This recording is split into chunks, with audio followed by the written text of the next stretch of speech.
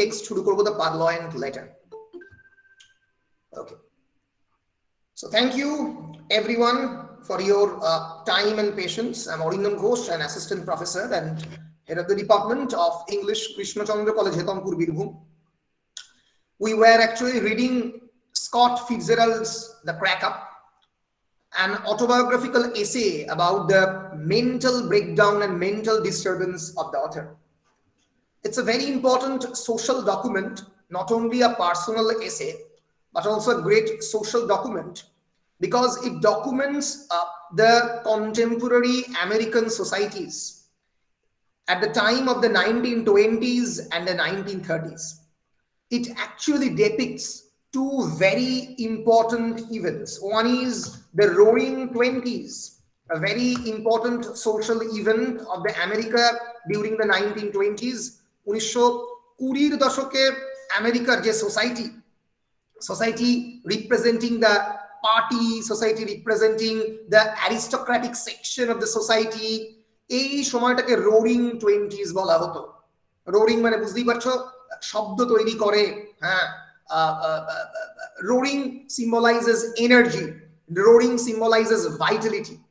So it's actually symbolizes the stylized decade of the 1920s in the Western society, in the Western culture, not only in America, but it extends itself in Berlin, Chicago, London, Los Angeles, New York City, চারিদিকে।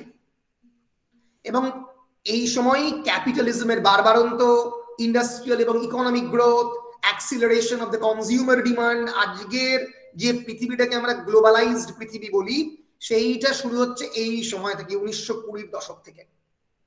এই যে দেখতে পাচ্ছ, images are describing more than the words. এই সময় jazz age শুরু হচ্ছে, Afro আমেরিকানরা সোসাইটিতে পার্টিসিপেট করছে।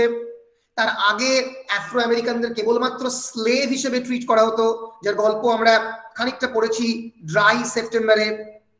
এই সময় থেকেই আস্তে আস্তে আমরা দেখতে পারি music, dance form, cinema as an art form, যেটা এই টেক্সটেও যেটার উল্লেখ রয়েছে।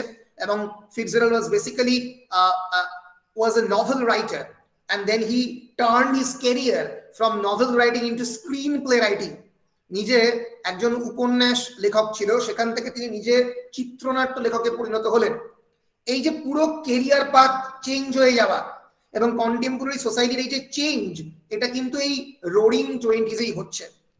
কিন্তু তারপরে যেটা হয় সেটা হচ্ছে, যে কোনো সোসাইটি যদি খুব বেশি করে সেলিব্রেট করতে আরম্ভ করে, তাদের যে রিসোর্স গুলো সেগুলো কিন্তু সম্পূর্ণ খরচ করে ফেলে, যেটা হয় সেটা হচ্ছে একটা absolute economic turndown known as the Great Depression.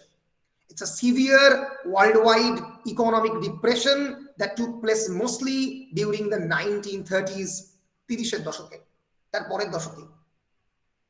ফলে এই যে পরপর দুটি ঘটনা, একটা মানুষ আজকে রাজা, আজকে কোটি কোটি টাকার মালিক, কালকে ফকির, এই যে একটা ফিলিং, এই মেন্টাল ফিলিংটা আমাদের পক্ষে বোঝা সম্ভব নয়।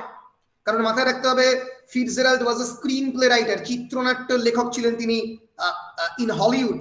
এবং হলিউড যেভাবে মানুষকে এক্সপোজার দেয় টুয়ার্ডস ফেম, এবং তারপরে যদি হঠাৎ করে তার কাছ থেকে ফেমটা একদিন সরে যায়, একদিন একটা মানুষ বিখ্যাত হওয়া কি জিনিস তোমরা ততক্ষণ বুঝতে পারবে না যতক্ষণ তোমরা বিখ্যাত হবে।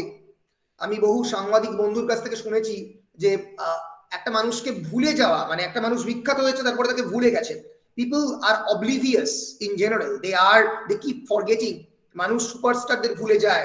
এই যে ভুলে যাওয়ার যে যন্ত্রণা কি ভয়ঙ্কর, এটা বোঝা খুব মুশকিল। আমার মনে আছে গৌতম ভট্টাচার্য আনন্দবাজারে, গৌতম দা একটা সাক্ষাৎকারে বলছিল যে আমি যখন 1999 সালে রাজকোটে India Pakistan test match cover করতে গেছি, হোটেলে আমি একজনকে খুঁজছিলাম, একজন বিখ্যাত মানুষ, তার সাক্ষাৎকার নেবার।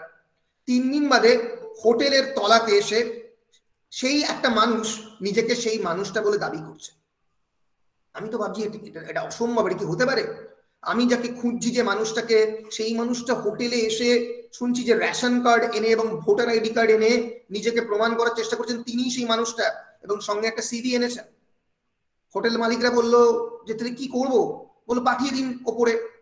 দরজা যখন খুললেন গৌতম ভট্টাচার্য, দেখলেন ৭৬ বছর বয়সের Vijay Hazare, one of the greatest Indian cricketer in the history of the Indian cricket. ইংল্যান্ডে গিয়ে দুটো ইনিংসের পরপর দুটো সেঞ্চুরি, মানে ভারতবর্ষের ইন্ডিয়ান ক্যাপ্টেন ছিলেন ৩ বছরের জন্য। মানুষ এইরকম ভাবেই ভুলে যায়। আমরা একটা সময় আমাদের জীবনের সব থেকে মানে আইডিয়াল প্লেয়ার ছিল সচিন তেন্ডুলকার, তোমরা হয়তো দেখেছো তেন্ডুলকারের খেলা, কিন্তু এই একটা জেনারেশন চলে গেলে ওই তেন্ডুলকারের খেলা লোকে ভুলে যায়। লোকে অনেকেই বলে যে গাভাস্কার হয়তো পৃথিবীর সর্বকালের শ্রেষ্ঠ ব্যাটসম্যান, তেন্ডুলকারের থেকে অনেক বড়। ৭৩ জন জোরে বোলার ফাস্ট বোলিং, ওই ওয়েস্ট ইন্ডিয়ান পেস ব্যাটারিকে খেলার ক্ষমতা, ভেজা উইকেট, কারণ তখনকার দিনে উইকেট ঢাকা দেওয়া থাকতো না, কোনো গার্ড নেই, মাথার মধ্যে সে বল লাগতো ফাটিয়ে দিত। সেই অবস্থায় খেলে ১০,১২২ রান, ৫১ গড়ে, অলমোস্ট একটা ইম্পসিবল ড্রিম। তোমরা কেউই হয়তো প্রায় গাভাস্কারের খেলা দেখোনি, আমরা দেখেছি। ফলে মানুষ কিন্তু কি ফরগেটিং, দে আর অবলিভিয়াস। স্টার রাতারাতি দিনের সেকেন্ডের মধ্যে চেঞ্জ হয়ে যায়। সুশান্ত সিং রাজপুত কালকে আছে, আজকে নেই, ডিপ্রেশনের শিকার হয়ে আত্মহত্যা করলেন, কয়েক বছর বাদে আমরা ভুলে যাব। একটা সময় বলিউডের মানে সুপারস্টার ছিল শাহরুখ খান, যখন মান্নার থেকে হাত নাড়াতো লক্ষ লক্ষ লোক জনসমাবেশ হতো, অনেক কমে গেছে। ফলে stardom are ephemeral, EPHEMERAL, it is not universal, not eternal, শাশ্বত নয়, মানুষ ভুলে যায়। এই যে ভুলে যাওয়া, এই একজন screen play writer turned novelist, তিনি, তাকে মানুষ ভুলে যাচ্ছে, মানুষ তাকে ডাকছে না, তার লেখার ক্ষমতা হারিয়ে যাচ্ছে। এই সময়ের বিচারে রোরিং টোয়েন্টিজ এবং great depression of the 1930s, jazz age, এই কনটেক্সটে একটা world wide gross domestic product rate fell by an estimated 15%। ভাবতে পারে কেন 15% জিডিপির ফল, এই যে গ্রেট রিসেশন, এই যে পুরো সিচুয়েশনটা, সেই কনটেক্সটে আমাদের বিচার করতে হবে এই আমাদের এসেকে। এবং আমরা আজকে একদম লাস্ট এসেটা পড়বো। আমরা দুটো এসে পড়ে ফেলেছি, আমরা ক্র্যাক আপ পড়ে ফেলেছি এবং আমরা পেস্টিং ইট টুগেদার পড়ে ফেলেছি। আজকে আমরা পড়বো হ্যান্ডেল উইথ কেয়ার। টাইটেল গুলো লক্ষ্য করলেই বুঝবে ক্র্যাক আপ মানে একটা সম্পূর্ণ ফাটল, complete crack up. And then pasting it together, আবার তাকে পেস্ট করছে, লাস্টে আবার তাকে জোড়া লাগাবার চেষ্টা করছে, লাস্টে হ্যান্ডেল উইথ কেয়ার। ফলে এই যে ফিটজেরাল্ড নিজে বলেছেন crack আপকে as a trilogy of depression. In Fitzgerald's own words, the crack up essays, as the 3 essays are collectively called, are trilogy of depression that do not just manifest a mental breakdown, but a reaction towards the spiritual change of life, and the most unwilling one. যেটা কেবলমাত্র একটা mental ব্রেকডাউনকে symbolise করে না, কিন্তু এটা প্রতিক্রিয়া। কিসের প্রতি প্রতিক্রিয়া? জীবনের প্রতি, about the spiritual change of the life। এই যে জীবনের একটা আধ্যাত্মিক পরিবর্তন বা কাঠামোগত পরিবর্তন, যেটা লেখক চান না কিন্তু করতে হচ্ছে, সেইটা নিয়ে ক্র্যাক আপ। এর ফলে crack up is these 3 essays were written in the 1930s by an individual who lived and earned success during the booming years of the roaring 20s. And thus, before assessing the essays, it is pertinent to understand the historical matrix in which these essays, and by extension Fitzgerald himself, was quoting. So we need to understand the basic historical background, the historical matrix of these essays. যেটা আমি বলছিলাম, ঐতিহাসিক প্রেক্ষাপটটা জানা খুব পরিবর্তন, যে সেই ঐতিহাসিক প্রেক্ষাপটটা সেই মানুষের মনটাকে কি গভীরভাবে প্রভাবিত করতে পারে। তাহলে তার গল্প হচ্ছে এই ফিটজেরাল্ডের দ্য ক্র্যাক আপ। আশা করছি প্রত্যেকে এই হিস্টোরিক্যাল ব্যাকগ্রাউন্ড এবং কনটেক্সট এবং যে দুটো এসে অলরেডি পড়িয়ে দিয়েছি সেটা বুঝতে পেরেছো। এরপরে আমরা চলে যাব আজকের ক্লাসে, আমাদের 3 নম্বর এসে আজকের ক্লাসে আমরা শেষ করব, the crack up, handle with care. বলো সবাই মোটামুটি ক্লিয়ার? কারোর কোনো বুঝতে অসুবিধা রয়েছে?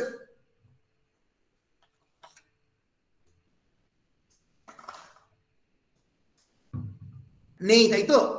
বেশ, আমি তাহলে এগোচ্ছি।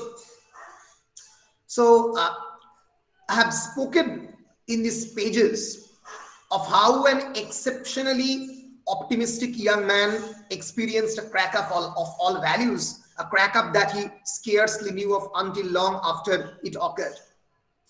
বলছে এই আগের পাতাগুলোতে যে এসেগুলো আমি লিখলাম already, crack up are pasting it together. I have spoken in these pages of how an exceptionally optimistic young man, the author is describing himself as an optimist. What is optimism? Optimism মানে কি? আশাবাদী। আশাবাদী, নিরাশাবাদী নয়। নিরাশাবাদী হচ্ছে pessimist. So though the author is suffering from a mental breakdown, he is describing himself as an optimistic personality. তিনি নিরাশাবাদী নন, তিনি exceptionally ব্যতিক্রমী ভাবে একজন optimistic young man who experienced a crack up of all values. যিনি তার মূল্যবোধের সিস্টেমে, তার ethical paradigm-এ, তার moral system-এ একটা crack up experience করেছেন এই সময়ে। a crack up that is scarcely knew of until long after it occurred. বলছে ফাটলটা অনেক আগে ঘটেছে, অনেক পরে বুঝতে পেরেছি। that is scarcely knew of until long after it occurred. সে বুঝতেই পারেনি, পরে বুঝেছে। এটা আরো ভয়ঙ্কর। I told of the succeeding period of desolation and of the necessity of going on.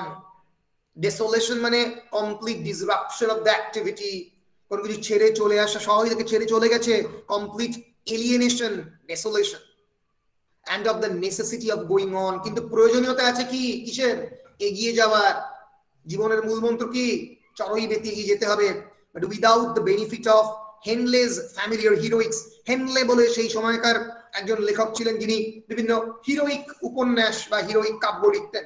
Heroic মানে অলমোস্ট এপিক্যাল, কিন্তু মানে সেই সময় heroic. that my head is bloody but unbowed, যে আমার মাথা রক্ত, আমার চারিদিকে মাথায় রক্ত লেগে রয়েছে, but unbowed, কিন্তু মাথা আমি নামাইনি। আমার মনে পড়ছে সেই বিখ্যাত অনিল কুম্বলে বা গাভাস্কারের ইনিংস। অনিল কুম্বলে একবার বল লেগে এখানে চোয়াল ফেটে গিয়েছিল, যখন খাচ্ছিল আমার মনে আছে ওই তোমার জুস, সেই জুসটা খেতে গিয়ে পুরো রক্তের মানে রক্তে ভেসে গেল ওই জুসটা, এবং ওই কুলকুচে করে মাঠের মধ্যে রক্তগুলো ফেলছিল। ফলে মানে যে কোনো ক্রিকেটারই বলো বা যে কোনো এই ধরনের সেলিব্রিটি, তাদের জীবনটা খুব ব্লাডি হয়, জীবনটা রক্তে ভরা হয়, কিন্তু মাই হেড ইজ আনবাউড, কিন্তু মাথা নামায়নি। For a checkup of my spiritual liabilities indicated that I had no particular head to be bowed or unbowed.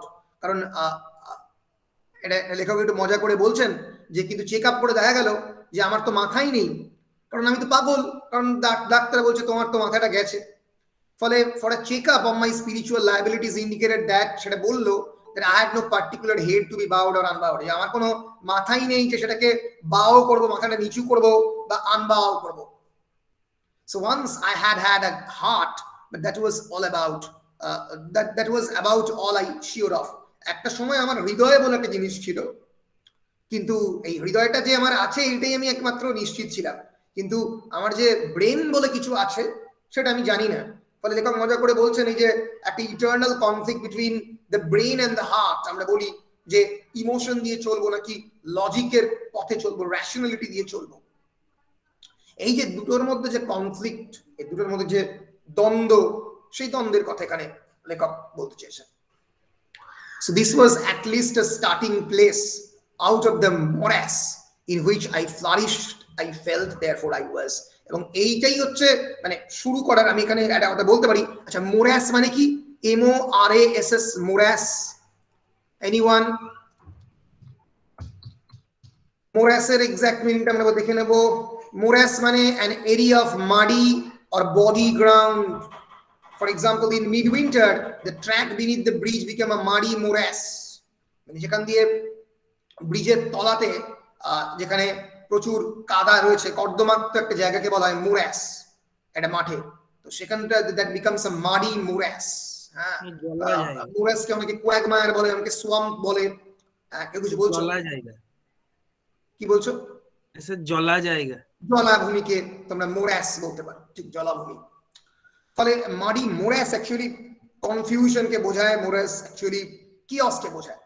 So this was at least a starting place of the morass, out of the morass in which I floundered, যেখানে আমি মানে ধাক্কা খেয়ে পড়লাম, মানে এই যে chaotic অবস্থা থেকে আমি বেরোতে চেয়েছিলাম। লেখক বলছেন ইয়ার কি করে, I felt, therefore I was. It's a It's actually a famous philosophical reversal of the Cartesian dictum I think therefore I am. তোমরা যদি এই বিখ্যাত ফিলোসোফারকে চিনে থাকো, তার নাম হচ্ছে রেনে দেকার্তে। 1600 শতাব্দীতে মানে 1600 এই সময়টাতে দেকার্তে নিজে 1630s এই সময় লিখেছেন। এই সময় ভদ্রলোক একজন অত্যন্ত বিখ্যাত ফ্রেঞ্চ র্যাশনালিস্ট ফিলোসোফার রেনে দেকার্তে। দেখতে পাচ্ছ তিনি এই বিখ্যাত কথাটা বলেন, এটার নাম হচ্ছে কজিটো এরগো সাম। ল্যাটিনে উনি বলেন কজিটো এরগো সাম মানে I think therefore I am, অর্থাৎ আমি চিন্তা করি তাই আমি আছি। মানে সেই সময়ে দর্শনে যেটা চলছিল সেটা হচ্ছে যে এক ধরনের প্রশ্ন যে মানুষ আদৌ আছে কিনা। মানে এটা খুবই অদ্ভুত শুনতে লাগতে পারে যে মানুষ তো সত্যি আছে, কিন্তু মানে তুমি যে তোমার মধ্যে আছো, তুমি যে এখনো মারা যাওনি, তুমি যে এখনো জীবন্ত আছো, এবং তোমার এই যে জ্ঞানে, তোমার যে এপিস্টেমোলজিক্যাল সোর্স, তোমার এই যে তুমি চিন্তা করছো, এই তোমার জ্ঞান, এইটার সোর্স কি? মানুষের চিন্তা শক্তি, মানুষের জ্ঞানের উৎস কি? বুদ্ধি নাকি অভিজ্ঞতা?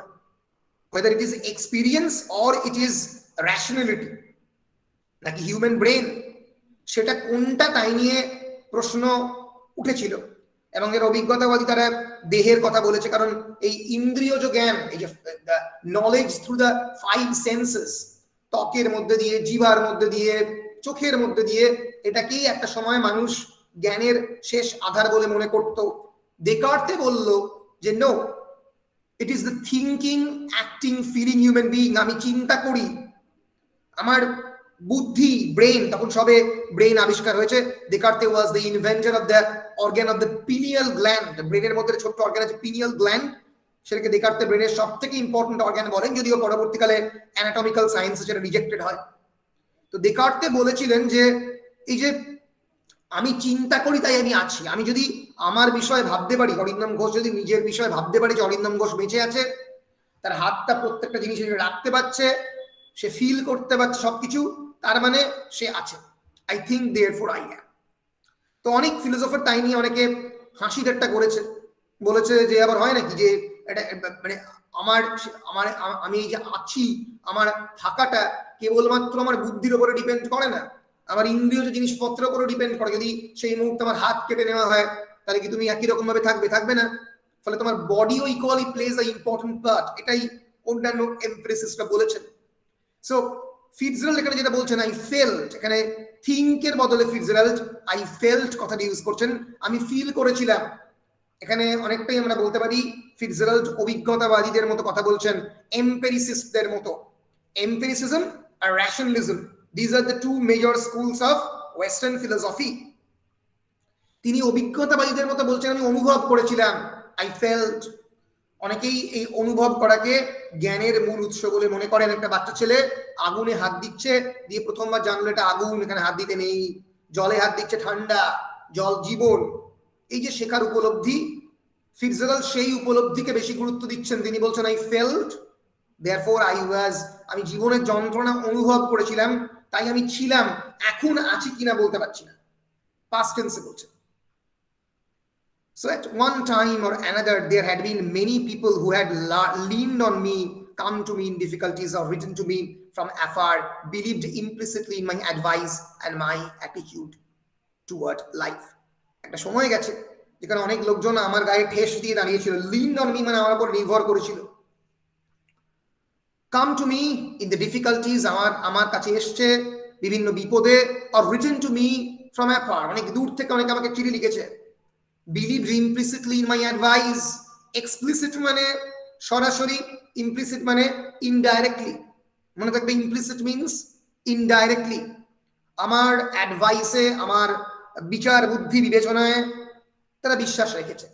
জীবনের একটা সময় এটা গেছে করে বলছে the dullest platitude monger or the most unscrupulous Rasputin who can influence the destinies of many people must have some individuality.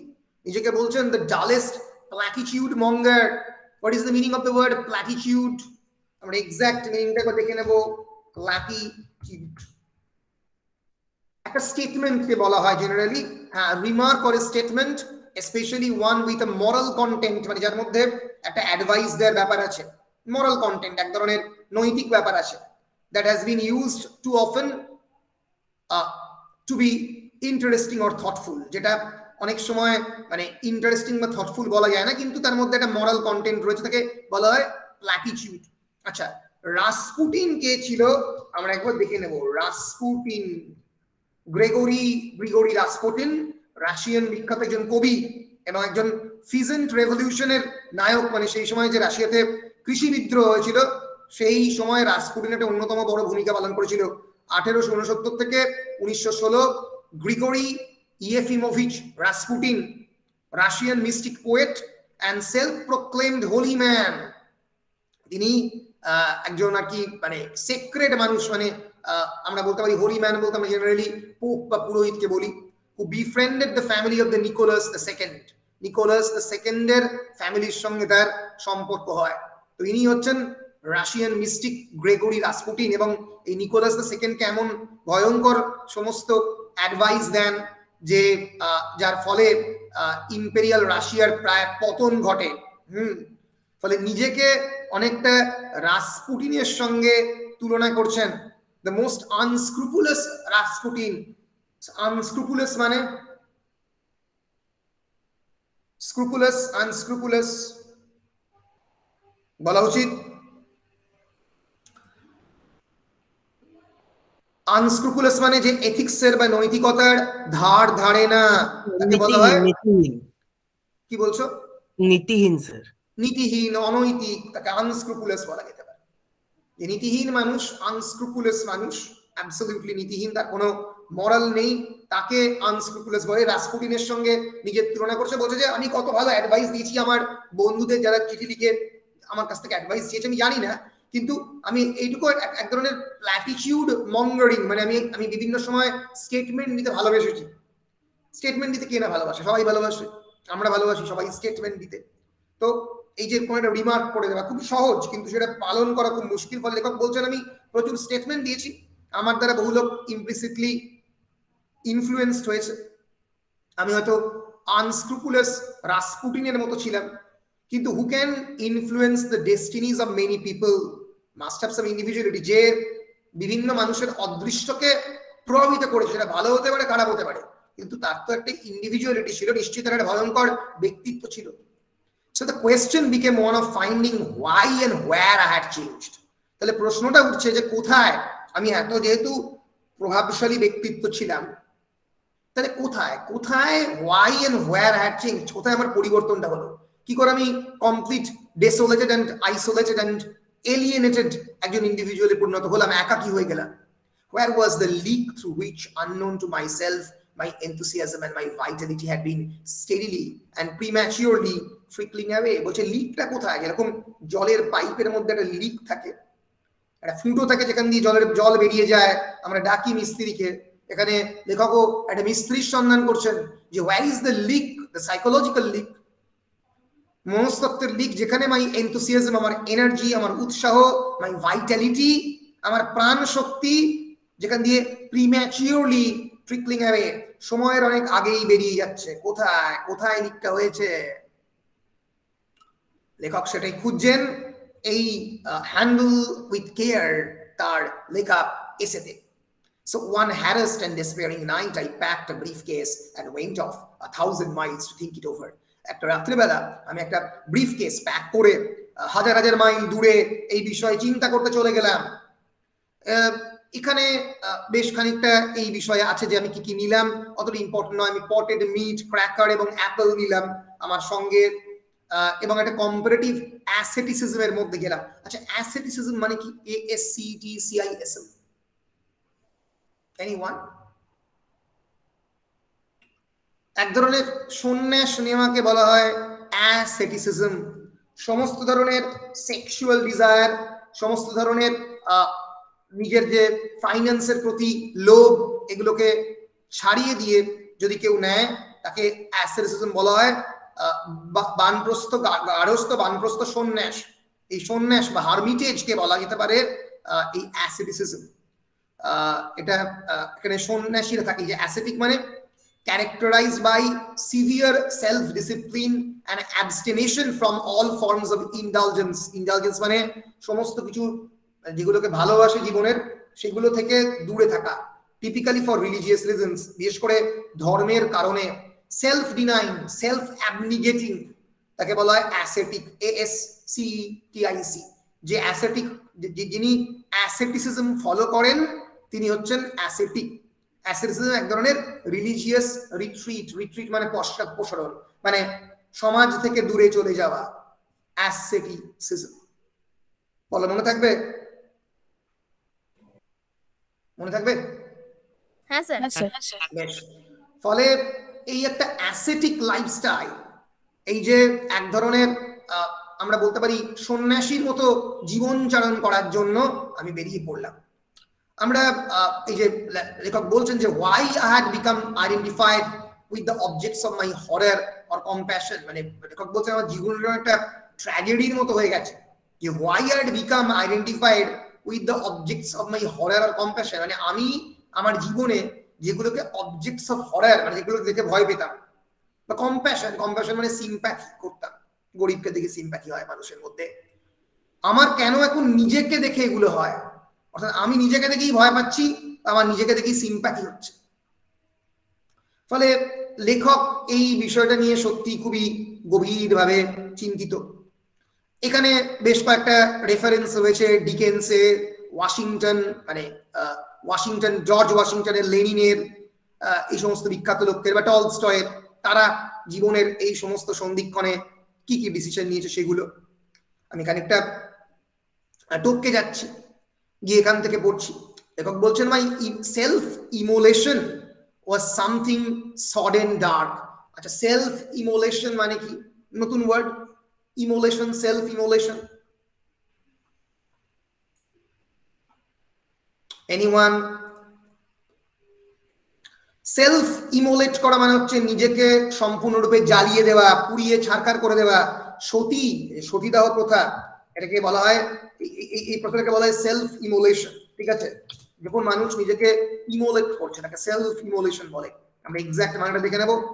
Self immolation is the act of sacrificing oneself by setting oneself on fire, যেটা বললাম sati, and burning to death, নিজের উপরে আগুন জ্বালিয়ে নিজেকে মৃত্যুবরণ করতে বলা হয় self immolation. The act of setting fire on oneself, especially as a form of protest or sacrifice. আত্মদাহ, আত্মদাহ বলতে পারো, হ্যাঁ, বলা হয় সেলফ ইমোলেশন। বলছে এই যে আমার এই সবাইকে ছেড়ে চলে যাওয়া, this kind of self immolation was something sodden dark, একেবারে অন্ধকারাচ্ছন্ন। আমি কেন করছি আমি নিজেই জানি না। It was very distinctly not modern, yet I saw it in others, saw it in a dozen of men of honor and industry since the war. প্রথম বিশ্বযুদ্ধের পরে অনেক মানুষ এটা করেছে, যারা এই ভয়ঙ্কর মেন্টাল ব্রেকডাউনের মধ্যে দিয়ে গেছে। এটা করে আধুনিক পদ্ধতি নয়, নট ডিস্টিংটিভলি মডার্ন বলছে। এটা I saw it in others, কিন্তু তাও অন্য লোকের মানুষের মধ্যে আমরা এটা দেখেছি। saw it in a dozen of men of honor and industry since the war, যুদ্ধের পরে অনেক মানুষের মধ্যে দেখেছি। I had stood by while one famous contemporary of mine played with the idea of the big out for half a year. আমি একজনকে দেখেছি যে এরকমই কাজ করেছে। I had stood by while one famous contemporary of mine, contemporary মানে আমার সমসাময়িক, who played with the idea of the big out for half a year. big out একটা বিশেষ ধরনের, মানে কি বলবো, জুয়া খেলার একটা বড় প্রোগ্রাম। সেটা করতে গিয়ে পরে সে দেখলো যে এটা একটা অদ্ভুত জায়গায় যাচ্ছে বলে নিজেকে দূরে সরিয়ে ফেলল। লেখক বলছেন এই যে আমি নিজেকে সরিয়ে ফেললাম, this led me to the idea that the ones who had survived had made some sort of clean break. যারা সত্যি পৃথিবীতে সার্ভাইভ করেছে তারা নিশ্চয়ই বিভিন্ন সময় ব্রেক নিয়েছে, নাহলে টানা পারতো না। This is a big world and is no parallel to a jail break when one is probably headed for a new jail or will be forced back to the old one. বলছে এটা একটা বড় পৃথিবী, যে পৃথিবীতে break নেওয়াটা আমি জানি না সত্যি ব্রেক নেওয়া হয় কিনা, নাকি একটা জেল ব্রেকের মতো হয়, যেখানে জেল ভেঙে, প্রিজন ভেঙে কয়েদিরা বেরিয়ে যায়, কিন্তু হয়তো অন্য আবার তাকে ধরে এনে আবার সেই কয়েদে ঢুকিয়ে দেওয়া হয়। বা when one is probably headed for a new jail, নাকি সে আরেকটা কয়েদ ভেঙে, একটা প্রিজন হাউস ভেঙে আরেকটা প্রিজনে যায়। আমার ধারণা মানুষ এই পৃথিবীতে কোনোদিন মুক্তি পায় না, সে একটা প্রিজন হাউস ভেঙে আর একটা প্রিজন হাউসে যায়। তোমরা অনেকেই এখন মনে করছো যে লিবারেশন এবং ইমানসিপেশনের সবচেয়ে শ্রেষ্ঠ পথ হচ্ছে চাকরি পাওয়া, ফাইন্যান্সিয়াল ফ্রিডম।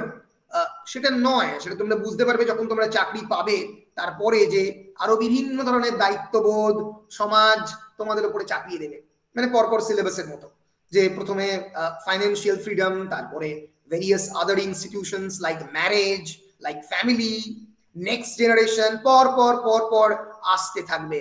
মানে ফলে একটা প্রিজন হাউস থেকে আরেকটা প্রিজন হাউসের মধ্যে কনস্ট্যান্টলি মুভ করবে, একটা জেলের কয়েদি থেকে অন্য জেলের কয়েদি। The famous escape or run away from it all, যে কথা আছে না যে এসকেপ করা, পালিয়েছে, run away it from it all মানে এই সমস্ত dean and the Vasal of the city life থেকে সম্পূর্ণ দূরে পালিয়েছে। Is an excursion in a trap, even if the trap includes the South Seas, which are the only for those who want to paint them or sell them. সেই সময় ইংল্যান্ডের একটা বিখ্যাত জায়গা ছিল যার নাম হচ্ছে সাউথ সি। একজন বিখ্যাত আমাদের এসেইস চার্লস ল্যাম্বো সাউথ সিতে জমি কিনেছিল, এবং সেই জমিটা তাকে মানে আলটিমেটলি তিনি সেই জমিটা পাননি। অনেকটা আমাদের সারদা বা নারদার মতো আমরা বলতে পারি এটা স্ক্যাম।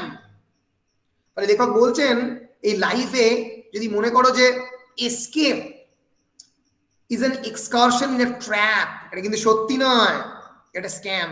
এই পৃথিবীতে পালিয়ে যাওয়া বলে কিছু হয় না, তুমি পালিয়ে যেতে পারবে না। is an excursion in a trap even if the trap includes the South Seas, এবং এই ট্র্যাপের মধ্যে সাউথ সির মতো এই ধরনের স্ক্যাম বহু ইনক্লুডেড। এবং সেই সময় সাউথ সি নিয়ে বিরাট স্ক্যাম হয়েছিল, যে ল্যাম্ব সাউথ সিতে জমি কিনেছিল, আর অনেক বড় বড় অথার, এমনকি বায়রনও শোনা যায় যে সাউথ সিতে জমি কিনেছিল, এবং আলটিমেটলি তারা সেই জমিটা পায়নি। মানে চাঁদি জমি কেনার মতো ব্যাপার আর কি, জিনিসটা এক্সিস্টই করে না।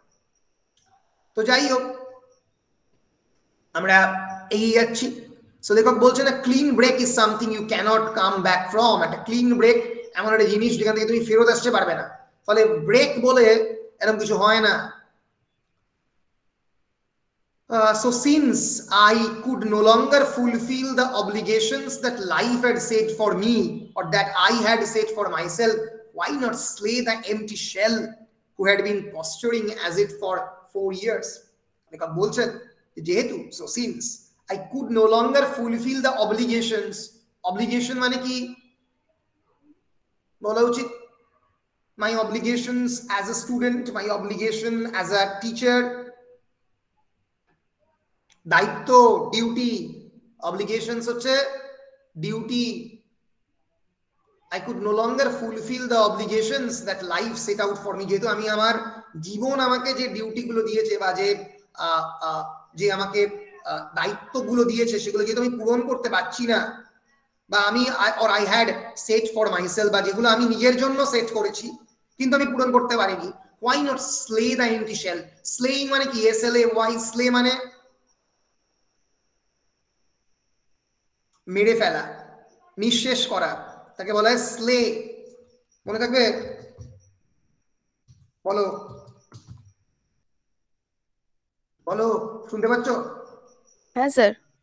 স্লে মানে হচ্ছে kill a person or animal in a violent way, kill, murder, তাকে বলা হয় স্লে, পুট টু ডেথ।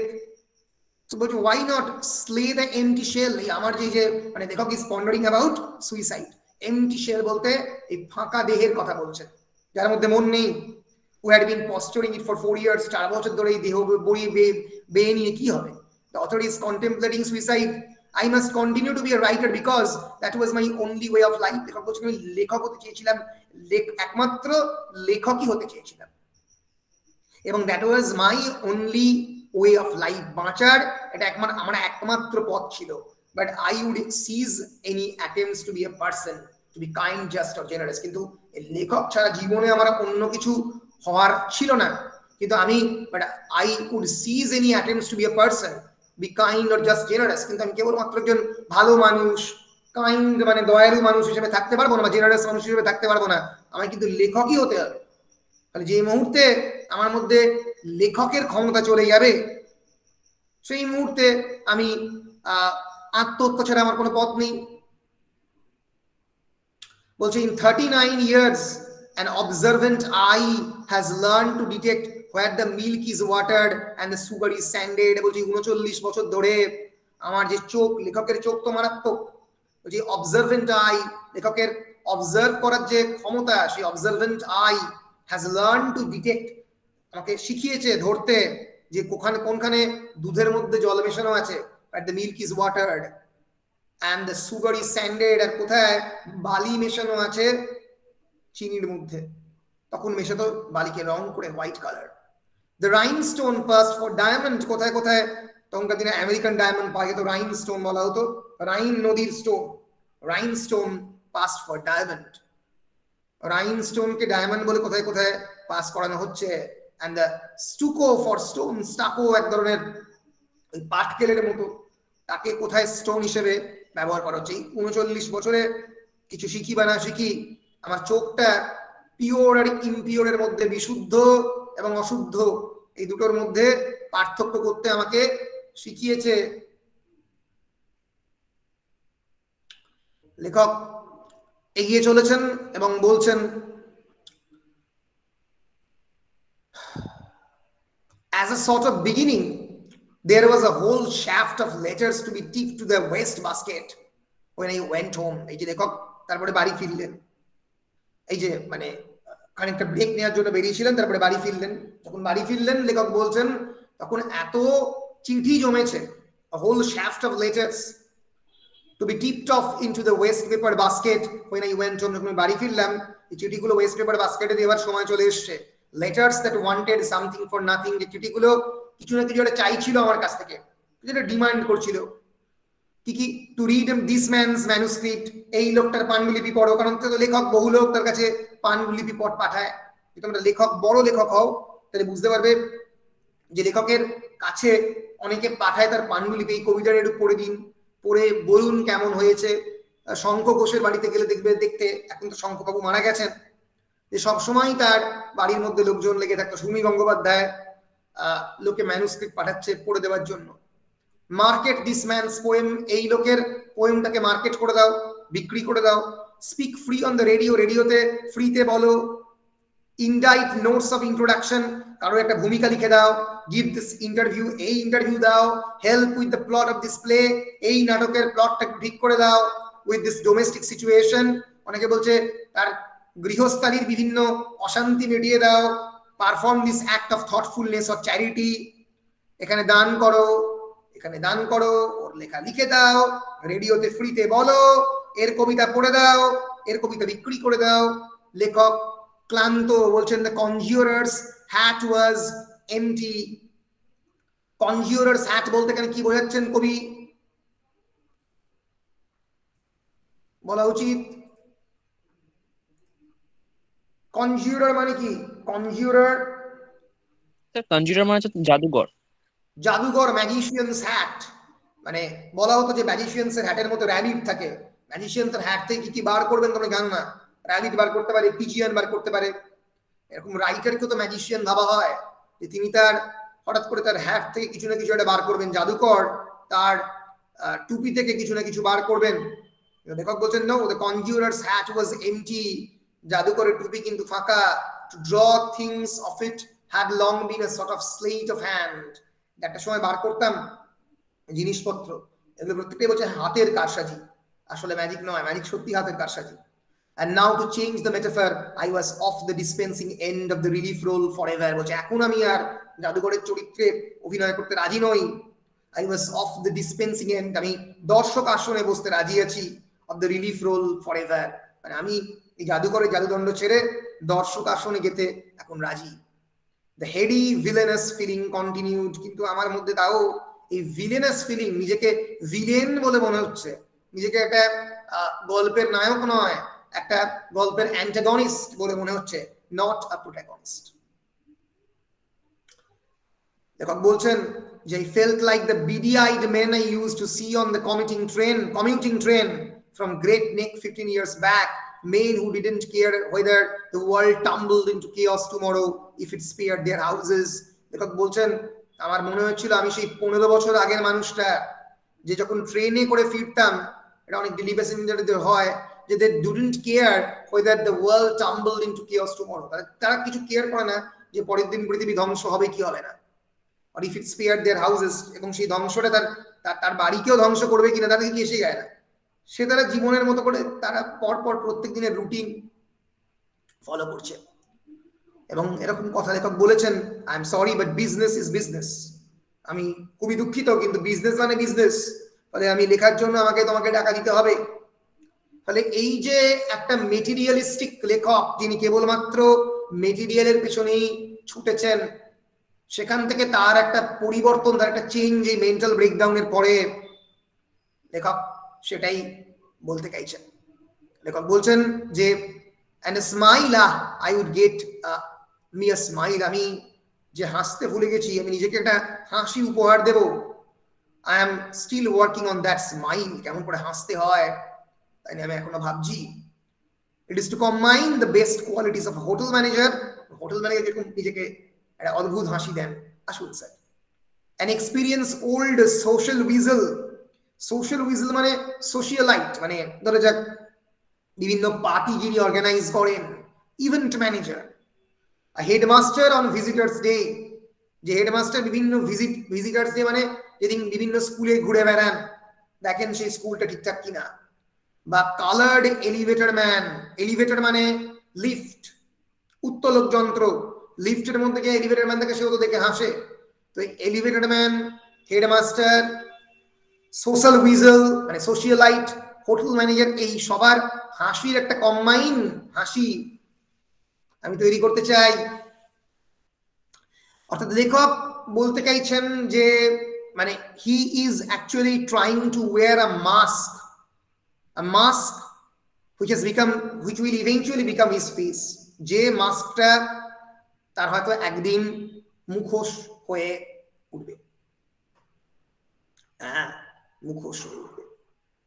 ফলে এই মুখোশ এবং মুখের আড়ালে যে খেলা লেখক পাচ্ছেন না, আর সেই খেলা নিয়ে এই প্রবন্ধ বলছে।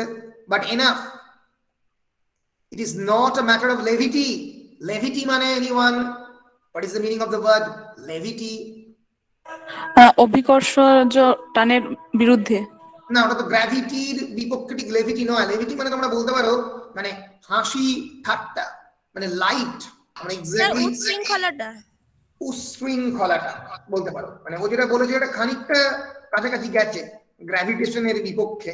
হ্যাঁ, এই যে লেভিটি এক্স্যাক্ট মানে হচ্ছে the treatment of a serious matter with humor or lack of due respect, শ্রদ্ধা না দিয়ে কোন একটা বিষয়কে হেসে উড়িয়ে দেওয়া, মানে treatment of a serious matter with a humor, light heartedness বা carefreeness, light mindedness, vivacity, এটাকে বলা হয় লেভিটি।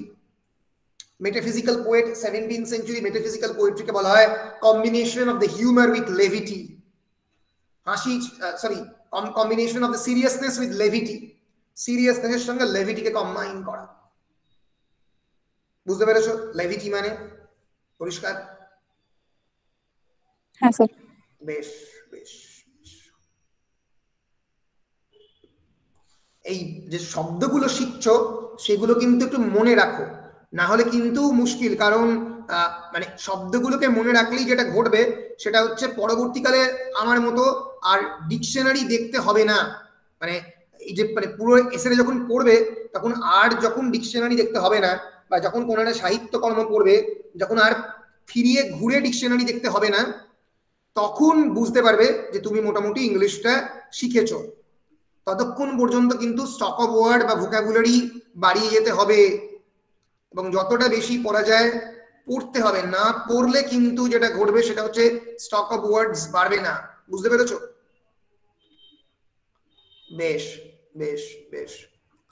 So if you are young and you should write asking to see me and learn how to be somber literary man, writing pieces upon the state of the emotional exhaustion that often overtakes writers in their prime, if you should be so young and so fatuous as to do this, I would not do so much as acknowledge your letter unless you are related to someone very rich and important indeed.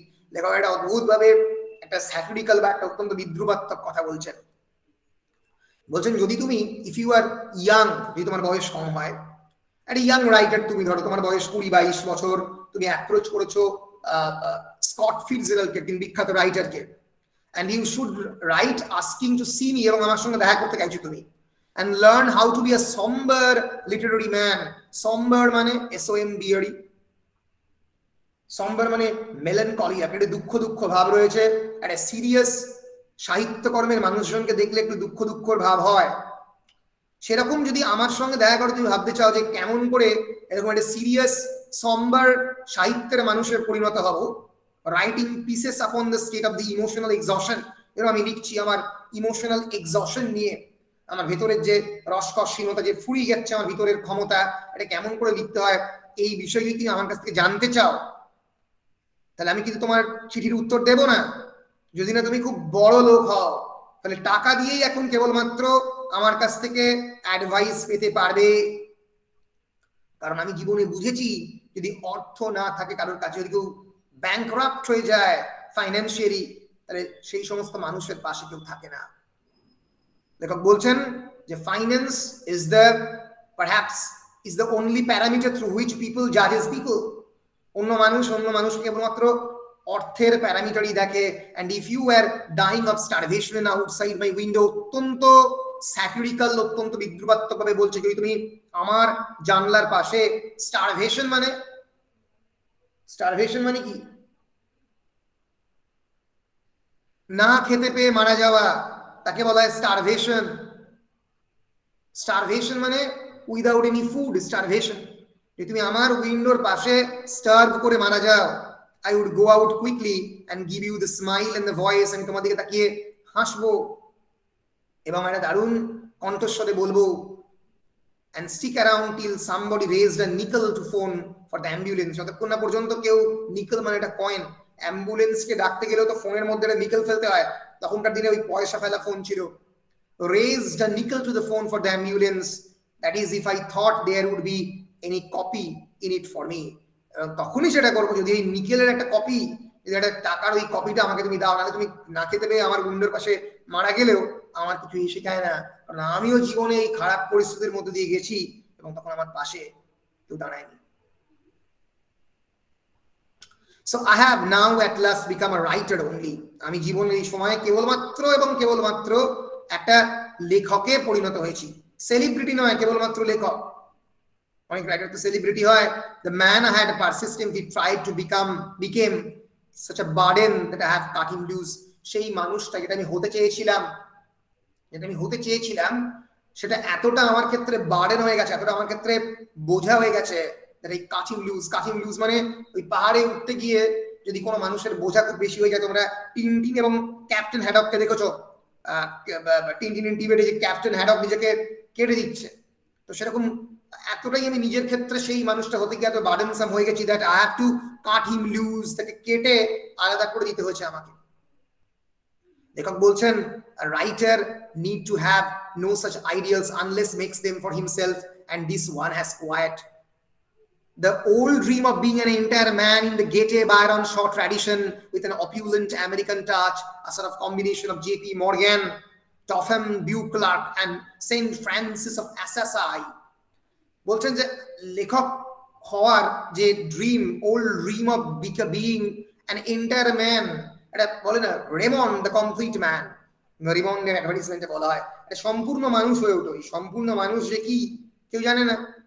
ফলে এই যে পুরনো স্বপ্ন যে সম্পূর্ণ মানুষ হয়ে ওঠো, মানুষ হয়ে সম্পূর্ণতার পথে হাঁটো। গেটে বায়রন এবং জর্জ বার্নার্ড শ, গেটে একজন বিখ্যাত জার্মান রোম্যান্টিসিস্ট, যিনি রোম্যান্টিক মানে জার্মান রোম্যান্টিক মুভমেন্টের উদ্গাতা বলা যেতে পারে, দারুণ লিখতেন।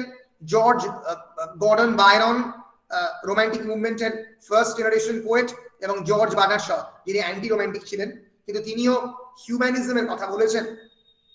তো এদের মতো একজন লেখক হয়ে ওঠার যে প্রচেষ্টা, এবং তার সঙ্গে সঙ্গে দ্য অপিউলেন্ট আমেরিকান টাচ, অপিউলেন্ট মানে প্রচুর, এরা কেউ জার্মান, কেউ ব্রিটিশ, কেউ ব্রিটিশ, দুজনই ব্রিটিশ, বায়রন এবং শ দুজনই ব্রিটিশ, এবং গেটে হচ্ছে জার্মান।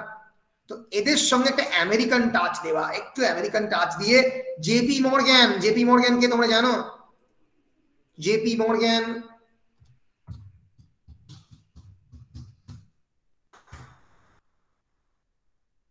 বিখ্যাত একজন আমেরিকান ইনভেস্টমেন্ট ব্যাংকার ছিলেন জেপি মর্গ্যান, এবং আমেরিকার একটা মানে ইনভেস্টমেন্ট ব্যাংক হচ্ছে জেপি মর্গ্যান, এখন তার নাম অনুযায়ী জেপি মর্গ্যান ব্যাংক তার নামে JP Morgan, American financier and banker who dominated the corporate finance on the Wall Street throughout the Gilded Age. এটাকে গিল্ডেড এজ বলা হয় আমেরিকান সোশ্যাল হিস্ট্রিতে 1870 থেকে 1900, তারপরে গোল্ডেন এজ শুরু হচ্ছে। এবং তিনি he is the founder of the JP Morgan and company. JP মর্গ্যানে কাজ করতো আমাদের মহুয়া মৈত্র ইনভেস্টমেন্ট ব্যাংকার হিসেবে, বিরাট বড় আমেরিকান ব্যাংক জেপি মর্গ্যান। তার যিনি ফাউন্ডার ছিলেন যে জন পায়ারপন্ট মর্গ্যান 1837 থেকে 1913, এবং বলছেন যে আমি কেবলমাত্র জর্জ বার্নার্ড শ বা বায়রন বা গেটে হতে চাই না, তাদের সঙ্গে সঙ্গে আমি একটু জেপি মর্গ্যানও হতে চাই, একটু টাকা পয়সা থাকবে এটাই চাই জীবনে। হ্যাঁ, ফলে লেখক খুবই স্যাটিরিক্যাল ওয়েতে, খুবই আমরা বলতে পারি বিটার ওয়েতে জীবনকে দেখেছেন। যাই হোক, লেখক বলছেন যে কি এসে গায়েকে আমি আমি আমার দৃষ্টিভঙ্গি এটা, এভাবে আমি দেখছি। This is what I think now, that the natural state of the sentient adult is a qualified unhappiness. বলো sentient মানে কি? SENTIENT, sentient। sentient মানে যার সেন্স রয়েছে, যে মানুষ বেঁচে রয়েছে, যার মধ্যে সংবেদনশীল। কি বলছো? সে সংবেদনশীল। সংবেদনশীল তো সেন্সিটিভ, এটা সেন্টিয়েন্টটা অনেকটা সংবেদনশীল বলতে পারো, যে পারসিভ করতে পারে, যে ফিল করতে পারে জিনিসকে, তাকে সেন্টিয়েন্ট বলে। পৃথিবীতে যে কোনো সংবেদনশীল মানুষ, লিভিং, ফিলিং, কনসিয়াস, চেতনা আছে, এবং মানুষকে বলা হয় সচেতন, স্যার বলা যায়, সচেতন বলা যেতে পারে, সেন্টিয়েন্ট হিউম্যান বিইং। ফলে সেন্টিয়েন্ট হিউম্যান বিইং পৃথিবীতে যারা যারা আছে, বলছে any the natural state of the sentient adult, যাদের 18 বছর বয়স হয়ে গেছে, এরকম sentient adult is a disqualified, is a qualified unhappiness। ফলে যদি তুমি একজন সচেতন অ্যাডাল্ট হও, তাহলে তোমার জীবনে দুঃখ আসবে। যেটা টমাস হারি বলেছেন, happiness is but an occasional episode in the general drama of pain. বিখ্যাত quotation, happiness is but an occasional episode in the general drama of pain। এই যে জীবন, এই জীবনে সুখ হচ্ছে এই ট্র্যাজেডির কেবলমাত্র একটা খুব ছোট্ট অংশ, আর বাকি জীবনটা দিয়ে দুঃখ। এই যে happiness was but the occasional episode in a general drama of pain। এই দুঃখের ট্র্যাজেডি জীবনটা ট্র্যাজেডি, যন্ত্রণার ট্র্যাজেডি। তার মধ্যে হ্যাপিনেস মাঝে মাঝে ইন্টারলিউড হিসেবে আসবে যাবে কোনো অ্যাক্টের মধ্যে, কিন্তু otherwise it is a general drama pain. Thomas হারির লেখা বিখ্যাত উপন্যাস জুড দ্য অবস্কিওর, এখানে হারি এই কথাটা বলেন। জুড দ্য অবস্কিওর নয়, মনে হচ্ছে ওই নভেলটা, বিখ্যাত novel far from the madding crowd, far from the madding crowd, it's a famous novel. যাই হোক, বলছেন the natural state of the sentient adult is a qualified unhappiness। I think also that in an adult, the desire to be finer in grain than you are a constant striving। Finer in grain মানে আরো বেশি sophisticated হয়ে ওঠা। Grain মানে কি? দানা শস্য থেকে যত বেশি পরিমাণে তুমি ওই চারপাশের যে মানে কি বলবো আবরণগুলো বাদ দেবে, তত বেশি ফাইন হবে। চাল খুব একটা ফাইন নয়, সেখান থেকে যদি তুমি আটা করো আরো বেশি ফাইন হবে, তাই তো? In a grain that you are constant striving only adds to this unhappiness। যত বেশি ফাইন হবে, তত বেশি তোমার আনহ্যাপিনেসও বাড়বে ইন দ্য এন্ড। তাহলে দুঃখকে শেষ করা যাবে না। at the end that comes to our youth and hope, ultimately unhappinessই আসবে। দুঃখ ছাড়া জীবন হয় না। লেখক বলছেন, my own happiness in the past often approached such an ecstasy that I could not share it even with the person dearest to me, but had to walk it away in quiet streets and lanes with only fragments of it distilled into little lines in the books। বলছে আমার জীবনে এরকম বহু সময় গেছে যখন আমি প্রচন্ড হ্যাপিনেস ফিল করছি, প্রচন্ড আমার আনন্দ, এমন একটা এক্সট্যাসি মানে উচ্ছ্বাসীর পর্যায়ে গেছে যে আমি সেটা আমার পাশের লোক যে সবসময় দুঃখের মধ্যে বা যন্ত্রণার মধ্যে আছে তার সঙ্গে শেয়ার করতে পারিনি, কারণ পৃথিবীর বেশিরভাগ লোকই যন্ত্রণার মধ্যে থাকে। আমাকে একটা গলির বা রাস্তার মধ্যে ঢুকে যেতে হয়েছে, ঠান্ডা রাস্তার মধ্যে গিয়ে, যেখানে আমি আমি আনন্দে হয়তো একটা লাইন লিখে ফেলেছি যেটা বইয়ের পাঠ হয়েছে। and I think that my happiness or talent for self delusion of what you will was an exception। এবং আমার মনে হয়েছে যে অ্যাকচুয়ালি যে আমি আমি যে সময় হ্যাপি ছিলাম এটা অ্যাকচুয়ালি হ্যাপি থাকা নয়, এটা সেলফ ডেলিউশন। সেলফ ডেলিউশন মানে আত্মপ্রবঞ্চনা, নিজেকে ঢকানো, ডেলিউডেড। বলেছেন এই পৃথিবীতে সুখী বলে কিছু হয় না। It was not the natural thing। সুখী হওয়াটা ন্যাচারাল নয়, সুখী হওয়াটা প্রকৃতস্থ নয়, অপ্রকৃতস্থ। বলছে unnatural as the boom। boom মানে the great boom, মানে the great financial মানে ফাইন্যান্সিয়াল লিপ, তাকে বুম বলা হয়। Share market broom, share market bubble মুহূর্তের মধ্যে ফেটে যেতে পারে। আনন্যাচারাল এজ দ্য বুম, তারপরে গ্রেট ডিপ্রেশন এসছে, কারণ এটা আনন্যাচারাল, জোর করে তৈরি করা হয়েছে। and my recent experience parallels the wave of despair that swept the nation when the boom was over। এবং আমার এই যে জীবনের দুঃখটা, এখন যে দুঃখটা, এটা অনেকটাই দেশের দুঃখের মতো, গোটা জাতির দুঃখের মতো। যেরকম যখন বুমের পরে এলো the great depression, roaring 20s এর পরে এলো the depression of the 1930s, সেটা যেরকম সারা আমেরিকার মধ্যে দিয়ে যাচ্ছে, আমার মনের মধ্যে দিয়েও সেটা এখন যাচ্ছে। ফলে নিজের ক্রাইসিসকে লেখক সোশ্যাল ক্রাইসিসের সঙ্গে ইকুয়েট করছেন। দুটো সমান্তরাল নয়, যেন একটা জায়গাতে মিশে যাচ্ছে কোথাও।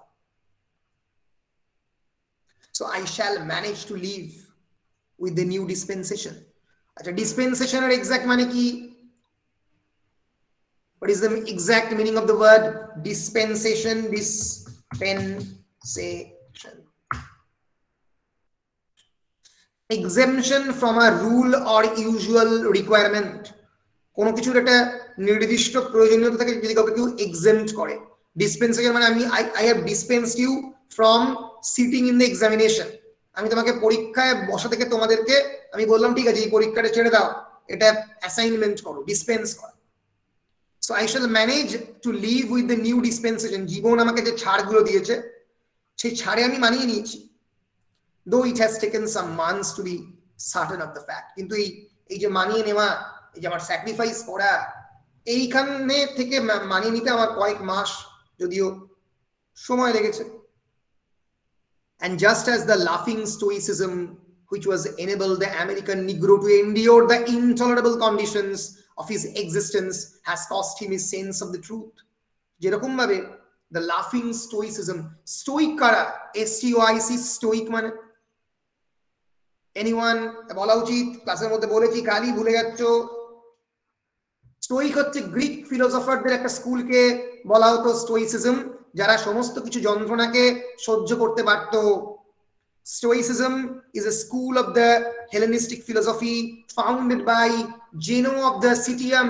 Zeno, একজন বিখ্যাত philosopher of Athens in the early 3rd century, যিনি বলেন যে এই পৃথিবীতে কেবলমাত্র ইউডেমনিক ভার্চু এথিক্স রয়েছে। ভার্চু এথিক্স মানে পৃথিবী তোমার সঙ্গে খারাপ করুক, তুমি ভালো করে যাবে, সবকিছুকে সহ্য করবে।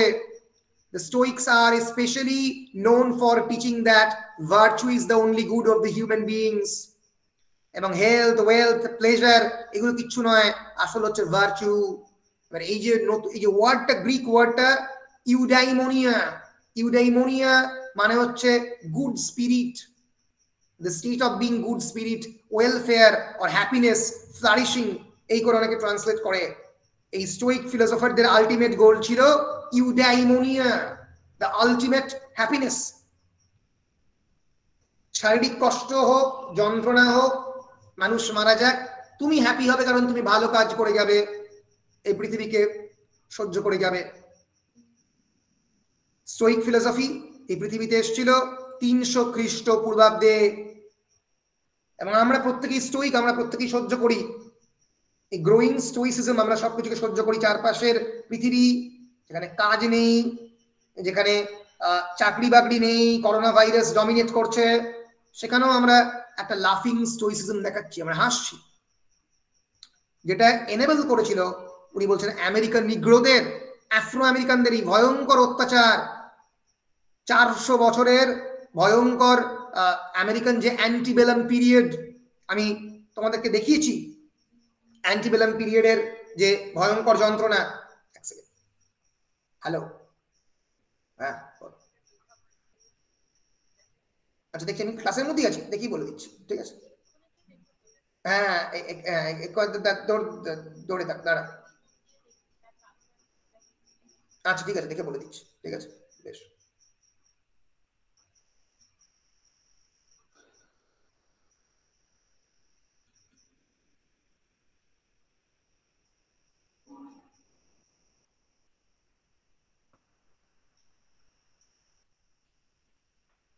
এক সেকেন্ড, হ্যাঁ।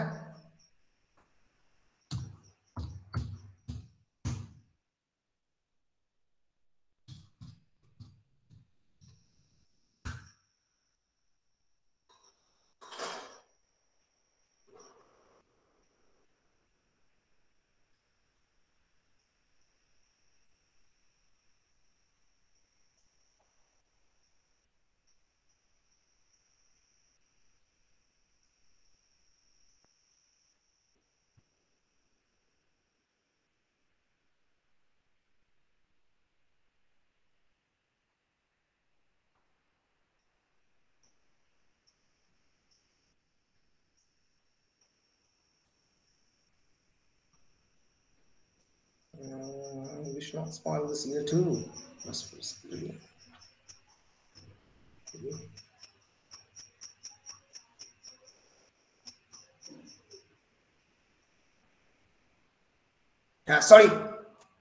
Sorry for the interruption. আমার আসলে একটা ফোন চলে এসেছিল, একজন লেখা কারেকশনের জন্য বলছিল আর কি। বেশ, আমরা ফেরত চলে আসছি। বলছেন যে এই যে লাফিং stoicism that has enabled the American Negro or endured the intolerable conditions of his existence, তার যে এই যে যন্ত্রণা দগ্ধতার জীবন এই আমেরিকান নিগ্রোকে কি এগিয়ে নিয়ে গেছে এই লাফিং স্টোইসিজম, যেটা আমি বলছিলাম যাকে বলা হয় অ্যান্টিবেলাম পিরিয়ড, ANTEBELLUM অ্যান্টিবেলাম পিরিয়ড। আমি ক্লাসের মধ্যে পড়িয়েছিলাম এই যে অ্যান্টিবেলাম সাউথ আমেরিকার সব থেকে এক সময়ের অত্যন্ত অত্যাচারের কাহিনী। এই যে antebellum is the history of the southern United States, spanned at the end of the war of the 1212 to the start of the American Civil War. 1812 থেকে আমরা বলতে পারি 1861 পর্যন্ত এই যে স্লেভারি যে আমেরিকাতে চলেছিল, এই যে স্লেভারির ভয়ঙ্কর যে যে যে খারাপ প্রভাব সেটা আমেরিকাতে পড়েছিল। এই অ্যান্টিবেলাম সাউথের প্রোডাক্ট হচ্ছে এই আফ্রো আমেরিকানরা, আমেরিকান নিগ্রোরা। তাদের যেরকম হাই প্রাইস দিতে হয়েছে, লেখক বলছেন আমাকেও এরকম তার জন্য, so in my case there is a price to pay, আমাকেও তার জন্য প্রাইস পে করতে হয়েছে। I do not any longer like the postman, not the grocer, not the editor. আমি যেরকম জীবন আগে একটা সময়ে সবার সঙ্গে ভালো ব্যবহার করতাম, এখন আর করি না। আমি পোস্টম্যানকে পছন্দ করি না, যে গ্রসারি দেয় তাকে পছন্দ করি না। গ্রসারি মানে আমার প্রত্যেক দিনের ব্যবহার্য জিনিসপত্র। এডিটরকে করি না, কাজিনের হাজবেন্ডকে করি না, কাউকে করি না। And in turn will come to dislike me, এবং সেও আমাকে ডিসলাইক করবে, অবভিয়াস সেটা। So that life will never be pleasant again, এবং আমি চাই আমার জীবন এতে আর প্লেজেন্ট না হয়। And the sign cave canem is hung permanently in my ডোর।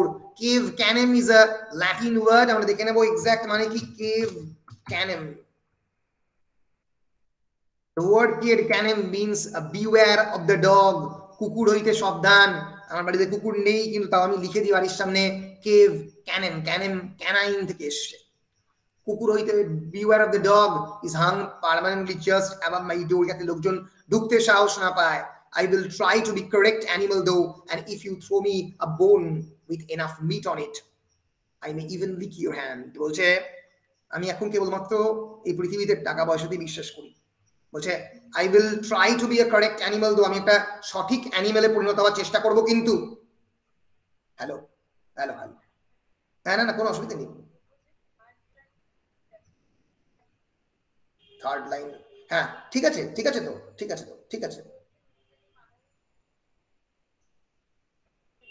আচ্ছা আচ্ছা, আমি ওটা কি একটা বেটার সেন্টেন্স দিয়ে রিপ্লেস করা যাবে, করবো নাকি না? ঠিক থাকলে তো ঠিক থাকবে, তাই তো?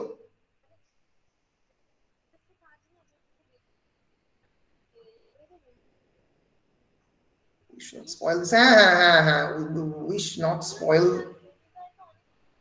সন্ধে চলে, মানে ওই ওই ওই ওই ওই যে পোয়েটিক লাইসেন্সটা তো মানে থাকেই আর কি পোয়েটের, তাই না? ফলে আমার মনে হচ্ছে এটা মানে মানে এখানে মানে এখানে আই উইশ দিলে হয়তো ঠিক হবে, কিন্তু মানে কবিতার ক্ষেত্রে ব্যাপারটা একেবারেই যাচ্ছে, ঠিক আছে, অসুবিধা হচ্ছে। আই উইশটা শুনতে করে ভালো লাগছে না, ঠিক আছে, ফলে ঠিকই আছে, একদম ঠিক আছে, ভালো আছে, ঠিক আছে, বেশ বেশ, না না ঠিক আছে, আমিও ক্লাস নিয়ে কথা বলছি, বেশ।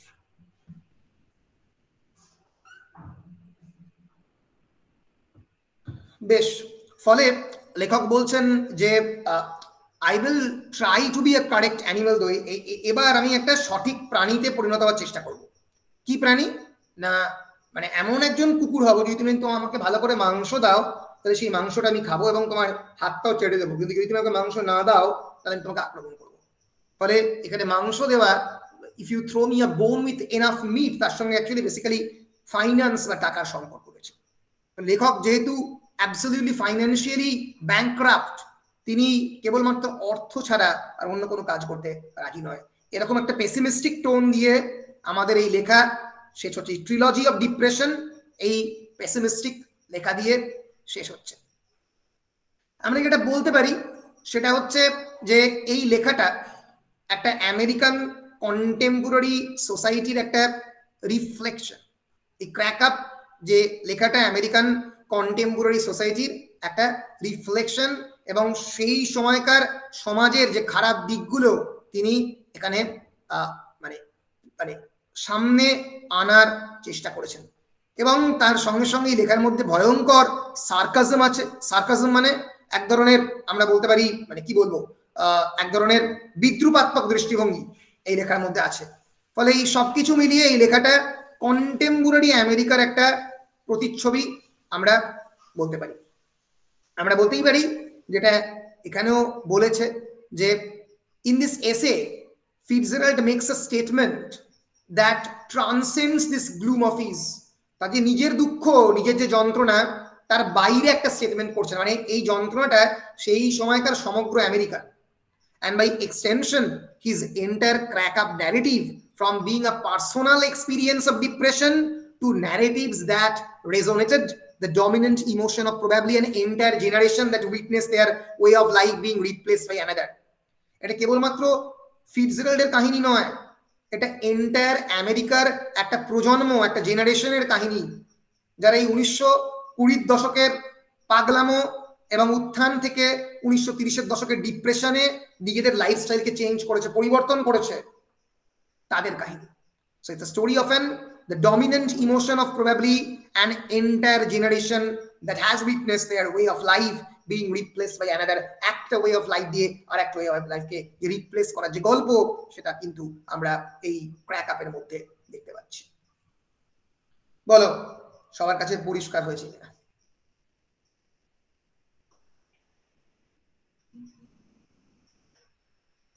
বলো পরিষ্কার কিনা? Yes, sir. Yes, sir.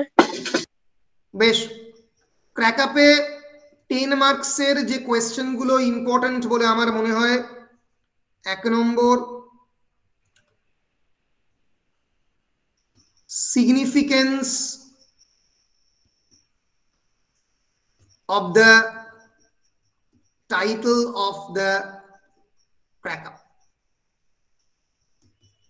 কেন ক্র্যাক আপ বলে ডাকা হচ্ছে, এই ফাটলটা কিসের ফাটল? এইটার সঙ্গে একই ধরনের প্রশ্ন, দ্য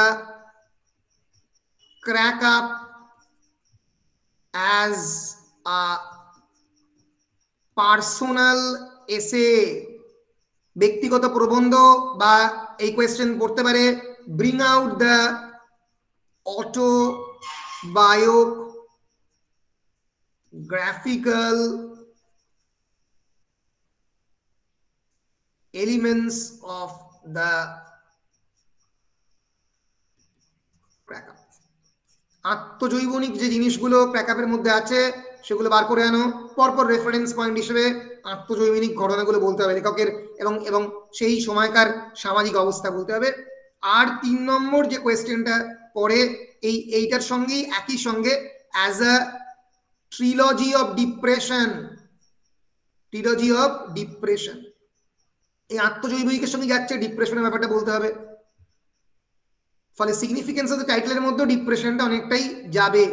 আর 3 নম্বর as a social document, as a social document, roaring twenties এবং গ্রেট ডিপ্রেশন এই বিষয়গুলো নিয়ে বলতে হবে। এই হচ্ছে মোটামুটি ক্র্যাকআপের 10 মার্কসের কোয়েশ্চেন। 5 মার্কসের কোয়েশ্চেন বিভিন্ন ভাবে আসতে পারে। ওই যে ছোট্ট ছোট্ট রেফারেন্স গুলো লেখক দিয়েছেন, রাসপুটিন সম্পর্কে, গেটে সম্পর্কে, বায়রন সম্পর্কে কার সঙ্গে তুলনা করেছেন, এরকম কোয়েশ্চেন আসতে পারে যে লেখক কখন নিজেকে একটা ক্র্যাক পটের সঙ্গে তুলনা করেছেন, আসতে পারে যে যে এই তিনটে যে এসে, এই তিনটে এসেতে লেখক কোথায় নিজেকে স্ক্রিন প্লে রাইটার হিসেবে ডেসক্রাইব করেছেন, যখন সেই জায়গাতে যখন ওই ফিল্মের কথা বলছেন, ফিল্ম থেকে নিজেকে কিভাবে নতুন মানে অ্যাজ এ নভেলিস্ট থেকে নিজেকে কিভাবে একজন নতুন ফিল্ম রাইটার হিসেবে অ্যাডজাস্ট করছেন, সেই জায়গাটা দেখতে হবে। এই হচ্ছে মোটামুটি 5 এবং 10 নম্বরের ইম্পর্টেন্ট কোয়েশ্চেন। 2 নম্বরের প্রশ্ন বলছি না, কারণ তোমাদের এই পরীক্ষাটা অনলাইনে হতে চলেছে, 2 নম্বরের প্রশ্ন পড়বে না। এই যে এইখান থেকে আসতে পারে, now a man crack in many ways, কি কি ভাবে মানুষ ক্র্যাক হতে পারে, can crack in the head, can crack in the body, or crack in the nerves। এই যেগুলো জিনিসগুলো একটু দেখে নিতে হবে, টেক্সটটা একটু ভালো করে পড়ে নিতে হবে, তারই হয়ে যাবে। বেশ, আমরা ক্র্যাকআপ শেষ করলাম। কারোর কোনো প্রশ্ন থাকলে তারা বলতে পারে। স্যার স্টোইকসিজমটা একটু বলবেন? স্টোইসিজম হচ্ছে এক ধরনের Greek philosophy which talks about tolerating everything, এই পৃথিবীতে সবকিছুকে সহ্য করার কথা এই স্টোইকরা বলে। এক ধরনের হেলেনিস্টিক ফিলোসফি যেটা 3rd সেঞ্চুরিতে পপুলারাইজড হয়। জেনো, আমরা জানি এই স্টোইসিজম একটা প্রি সক্রেটিক গ্রিক ফিলোসফি। আমাদের গ্রিক দর্শনে সক্রেটিসের আগের যে পোর্শনটা দর্শনের, তাকে প্রি সক্রেটিক গ্রিক ফিলোসফি বলা হয়। স্টোইসিজম তার মধ্যে আসছে, তার মধ্যে সফিস্টরা আসছে, তার মধ্যে অ্যাটমিজম আসছে, বিভিন্ন school of the Greek philosophy. একদল বলতো অ্যাটমটাই হচ্ছে শেষ কথা জীবনের, অ্যাটম মানে জীবনের ক্ষুদ্রতম যে দানা, তাকে অ্যাটম বলা হয়, সেখান থেকেই পৃথিবীতে প্রাণ এসছে। ডেমোক্রিটাস অফ অ্যাবডেরা, তিনি এই অ্যাটমিজমের প্রবক্তা ছিলেন। তো যাই হোক, স্টোইকরা বিশ্বাস করতো যে জীবনে ভার্চু এথিক্স বা ইউডাইমনিয়া মানে হচ্ছে যে হাই স্পিরিটেড, মানে সবকিছু জীবনকে গুড স্পিরিটে দেখতে হবে। ফলে স্টোইকরা বিশ্বাস করতো, স্টোইকস আর specially known for their teaching that virtue is the only good for human beings. ভালো হও এবং জীবনে ভালো হও, সহ্য করো, সেটাই তোমার জীবনের একমাত্র পথ। এবং জীবনের যে এক্সটার্নাল প্লেজারে বিশ্বাস করতো কারা? আর একদল বিখ্যাত গ্রিক ফিলোসফার, তাদের নাম হচ্ছে এপিকিউরিয়ান। এপিকিউরিয়ানরা খেতে ভালোবাসতো, ঘুমোতে ভালোবাসতো, এপিকিউরিয়ান। এই এপিকিউরিয়ানদের এক্সাক্ট অপোজিট হচ্ছে স্টোইসিজম। এপিকিউরিয়ান মানে a disciple or student of the Greek philosopher Epicurus, a person who is devoted to sensual enjoyment, especially derived from the fine food and drink, ভালো খাবার, ভালো ড্রিঙ্ক থেকে একটু আনন্দ পাবো, সেটাই হচ্ছে এপিকিউরিয়ান। এপিকিউরিয়ানদের বলা হতো সেনসুয়ালিস্ট, যারা ইন্দ্রিয়জ প্লেজারে, ইন্দ্রিয়জ সমস্ত ধরনের আনন্দ উপভোগ করতে চায়, প্লেজার সিকার বেসিক্যালি। আর একটা ভালো শব্দ রয়েছে গ্রিক শব্দ থেকে বলে হেডনিস্ট, হেডনিজম, HEDONISM। তাদের এক্সাক্ট অপোজিট হচ্ছে স্টোইকরা। বুঝতে পেরেছো? আচ্ছা স্যার। বেশ, আর কারোর কোনো প্রশ্ন?